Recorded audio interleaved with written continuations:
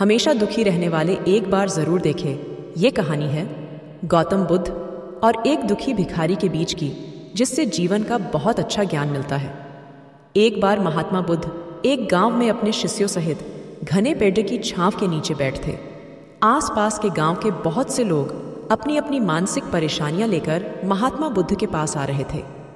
महात्मा उन सब की मानसिक परेशानियों का समाधान देते। सब लोग खुशी खुशी अपनी समस्याओं का समाधान पाकर वहां से लौट रहे थे। वहीं से कुछ दूर बैठा एक दुखी भिखारी खुद की किस्मत को कोसता हुआ बुद्ध के पास जाने वाले लोगों को देखकर ये सोचने लगा कि अभी कुछ देर पहले तो ये लोग दुखी मन से मुंह लटकाए उन महात्मा के पास गए थे, और अब इतना खुश होकर कैसे वापस लौट रहे हैं। आखिर माजरा क्या है? जरा मैं भी जाकर देखूं कि वो महात्मा ऐसा कौन सा खजाना बांट रहा है।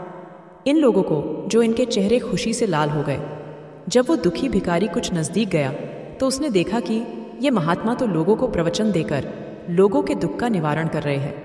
ये देखकर भिखारी के मन में भी तीव्र इच्छा हुई कि क्यों ना मैं भी अपना दुख इन महात्मा को बता दूं। मुझे भी अपने दुख का समाधान अवश्य मिलेगा।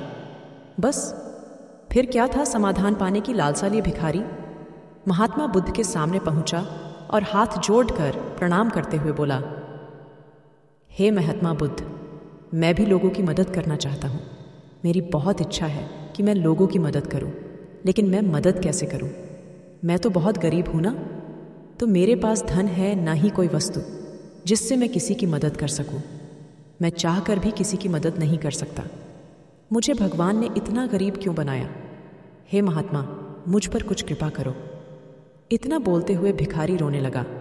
महात्मा बुद्ध बोले, तुम बहुत अज्ञानी हो, क्योंकि तुम अब तक इस भ्रम में जी रहे हो कि तुम्हारे पास कुछ नहीं, जबकि दूसरों को कुछ देने के लिए तुम्हारे पास बहुत कुछ है।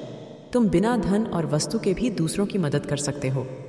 तुम्हारे पास जुबान है जिससे तुम मीठे शब्द बोलकर किसी के दुखी चेहरे पर मुस्कान ला सकते हो।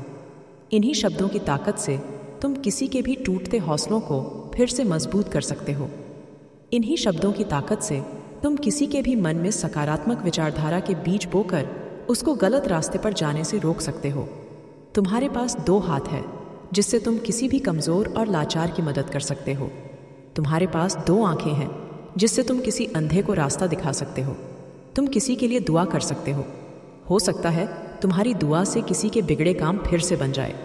तुम किसी के अच्छी सेहत की कामना कर सकते हो, लेकिन अज्ञानता वश तुम अब तक इस बात को समझ नहीं पाए और इस भ्रम में अब तक जीते रहे कि तुम्हारे पास मदद करने के लिए कुछ नहीं। किसी की मदद करने के लिए धन और वस्तु का होना अनिवार्य नहीं है। बिना धन और वस्तु के भी हम कई प्रकार से लोगों की मदद कर सकते हैं। महात्मा बुद्ध के ज्ञान भरे इन सुंदर वचनों को सुन भिखारी के चेहरे पर मुस्कान आ गई और वो खुशी से झूमता हुआ वहां से चला गया। तो देखा दोस्तों, महात्मा बुद्ध के इन बातों से कितना सुंदर ज्ञान जानने को मिला। आज के समय में ऐसे ही बहुत से लोग हैं जो यही सोच सोचकर दुखी होते रहते हैं कि मेरे पास ये नहीं, वो नहीं, बल्कि जो है उसी में संतोष करना सीखो, और बिना किसी मतलब के लोगों की मदद, इन्हीं से आपको परम सुख की प्राप्ति होगी।